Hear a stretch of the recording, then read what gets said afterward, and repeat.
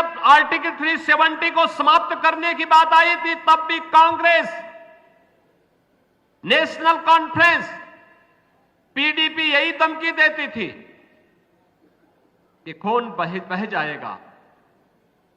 बहनों और भाइयों,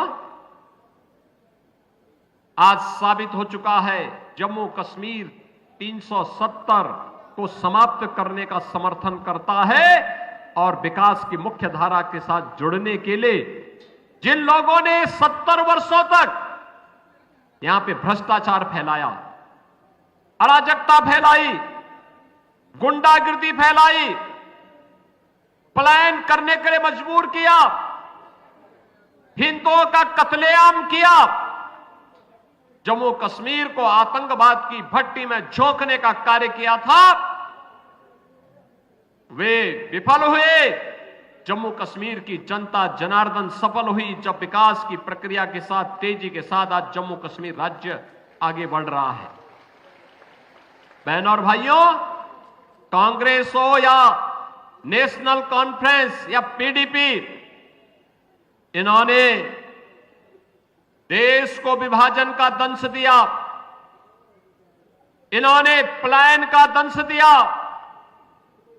इन्होंने भ्रष्टाचार और दुराचार को बढ़ावा दिया, इन्होंने आतंकवाद का दंश दिया, इन्होंने भेदभाव का दंश भी आप सभी कठुआ वासियों को दिया। लेकिन बहनों और भाइयों, आज मोदी जी के नेतृत्व में पूरा जम्मू कश्मीर अब टेररिस्ट स्टेट नहीं, टूरिज्म का एक बेहतरीन डेस्टिनेशन बन चुका है। आज यहां पे लाखों की संख्या में टूरिस्ट आ रहा है। 2 चरणों के चुनाव है, दुनिया भर के लोग देखने के लिए आ रहे हैं। जम्मू कश्मीर के बारे में जो लोग गलतफहमी पैदा करते थे, आज वहां के लोग भारी संख्या में मतदान करने के लिए निकल रहे हैं। बहनों और भाइयों, ये जो विश्वास है, ये विकास का है, सुरक्षा का है, भ्रष्टाचार पर प्रहार का है। और इसीलिए हम कहने के लिए आए हैं, ये डबल इंजन की सरकार की ताकत क्या होती है। कनेक्टिविटी बेहतर हुई है। रेलवे में वंदे भारत जैसी वर्ल्ड क्लास ट्रेन आज जम्मू से दिल्ली के बीच में प्रारंभ हो गई है। एयर कनेक्टिविटी बेहतर हुई है। कहीं हाईवे, कहीं रेलवे, कहीं रोपवे, कहीं पर दुनिया का सबसे ऊंचा ब्रिज का निर्माण हो रहा है, तो कहीं टनल का निर्माण भी हो रहा है। यहां पे आज आईआईटी बन रही है, आईएम बन रहे हैं, एम्स बन रहे हैं। 1 डिस्ट्रिक्ट 1 मेडिकल कॉलेज के निर्माण का सपना साकार हो रहा है। हर गरीब के हाथ को कार्य है, हर किसान के खेत को पानी देने की व्यवस्था भी हो रही है। बहनों और भाइयों, याद करिए, आपके पैसे से कांग्रेस के लोग, नेशनल कॉन्फ्रेंस और पीडीपी के लोग मौज करते थे, मुख्यमंत्री बनते थे जम्मू कश्मीर का, और साल में 8 महीने यूरोप और इंग्लैंड में व्यतीत करते थे। 4 महीने जो बचते थे, उनमें से 3 महीने दिल्ली में रहते थे। 1 महीने में क्या जम्मू कश्मीर के बारे में सोचते? जम्मू कश्मीर उनके एजेंडे में कभी नहीं था। यही कारण था, गरीब को आवास नहीं मिल पाया, गरीब को स्वास्थ्य की सुविधा नहीं मिल पाई, गरीबों को कोई सुविधाएं नहीं मिल पाई। इन्होंने तो दलितों का अपमान किया। बाबा साहब भीमराव अंबेडकर के द्वारा बनाए गए संविधान को इन्होंने अपमानित करने का कार्य किया।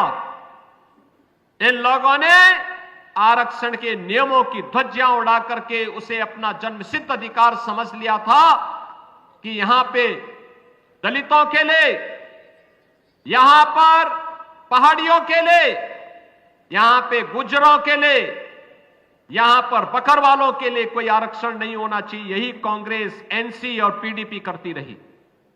बहन और भाइयों, आज आप देख रहे होंगे अयोध्या में रामलला विराजमान हुए